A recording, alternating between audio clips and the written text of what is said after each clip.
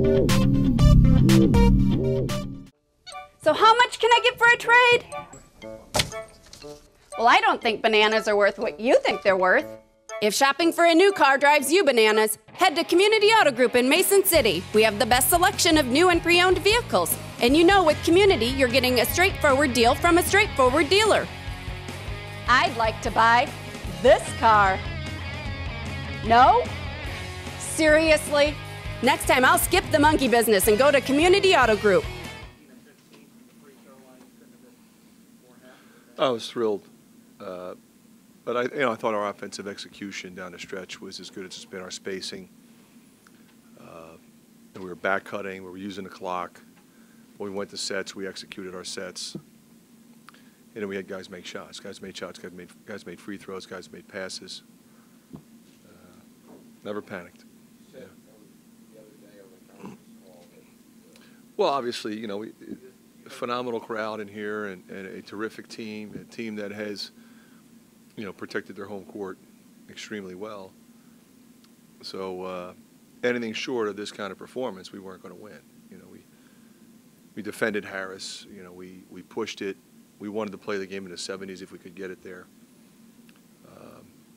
I thought Marble was spectacular, and Clemens, in the second half in particular, was really, really tremendous. Well, yeah, I thought defensively, I thought Woodbury was phenomenal, the whole game. We were moving our bigs in and then our smaller big guys. But even when Olashany was in there, he didn't play great, but he was effective defensively. So, Toby got away from us a little bit, but we did a good job on Mitchell. The good team fought back and built it up again. Is that a sign of maturity? Because earlier this year on the road, they couldn't seem to get the lead back. Yeah, we in some of those cases, Rick, it was so late. We gave the lead up so late, it wasn't any time to get it back. I thought all year long we played pretty well on the road, and that's I think the misleading thing.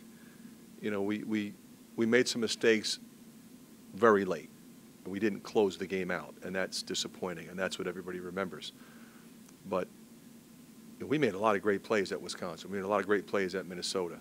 We had opportunities, Cassell on a breakaway to put us up 6, and things of that nature. So we had a little bit of bad luck. We had guys step up and hit dagger threes. You got to give those players and those teams credit, like I said.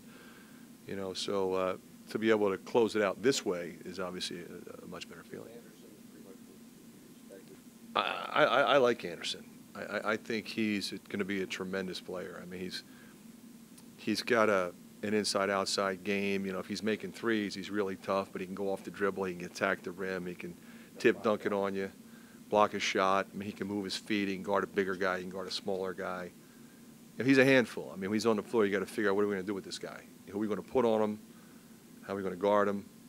And when he's hitting threes, now it changes everything. In that run in the second half, May and McKay both hit 3-pointers at crucial points in the game. You seem to have a lot of confidence in both players to hit those shots. What do you think? I wasn't surprised in either case. Zach's done that his whole career, and Eric has done that pretty much his whole career. I mean, last year with his injuries, he didn't do it as much, but he did it his first year with me, and he did it this year all year long. I mean, we ran that play for him, so I'm thrilled for him. Talk about, the chance for your team to play in the Garden.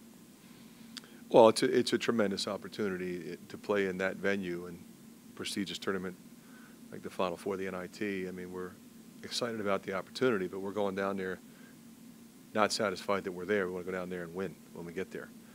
And that's going to take even that much more concentration and preparation. Should we assume that you played across the street? Yeah. When's the last time you were in Charleston with the team? That game, it was 78. It was a 77-78 season. I think it was after Christmas or after the New Year. So. I wasn't sure if it would still be there. Yeah, but that was a great. We did not. That was Jeff Lamp's freshman year. We were freshmen the same year. It was a great game, though. It was a terrific game, a great atmosphere, loud. really loud. Then, yeah. Tonight too, but I remember that. If I'm not mistaken, that might have been the very first ACC game I played in. I think it might have been our first game. I got a pretty good memory. My pleasure. Playing with confidence now. I mean, he has all year, but really hitting his stride.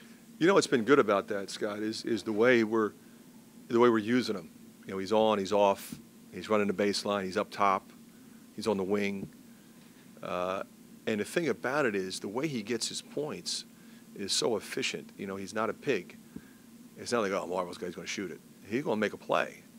And he's going to drive, and there's nothing there, he's going to move it on. He's not going to do something crazy. He doesn't play nuts. And that's a sign of a great player and a guy who's mature. The second half, you took him out right before then there was a Virginia timeout, and you had to do the timeout. So you got an extended period of time on the bench just to. Well, I knew right before that I needed to get May and Marble out, but I didn't want to take them out at the same time. So I took Dev out first. And then I took Eric out. And then, of course, I needed them both in for the last 5-6 minutes. Couldn't go. Second half, couldn't go. Unfortunate, but it was great in the first half. How great was he in the first half? Phenomenal. Well, I felt bad because I jumped him at halftime. We had a foul to give. I wanted him to foul. He didn't foul. Harris hits the 3. I jumped him pretty good at halftime. And then, yeah, I probably shouldn't have done it as, like, he needs to learn. He needs to hear it. And he needs to hear it in a direct way. But yeah, I just pulled him aside. I said, look, I said, it's over. You're going to get us home. You're going to be in there, and you're going to make plays.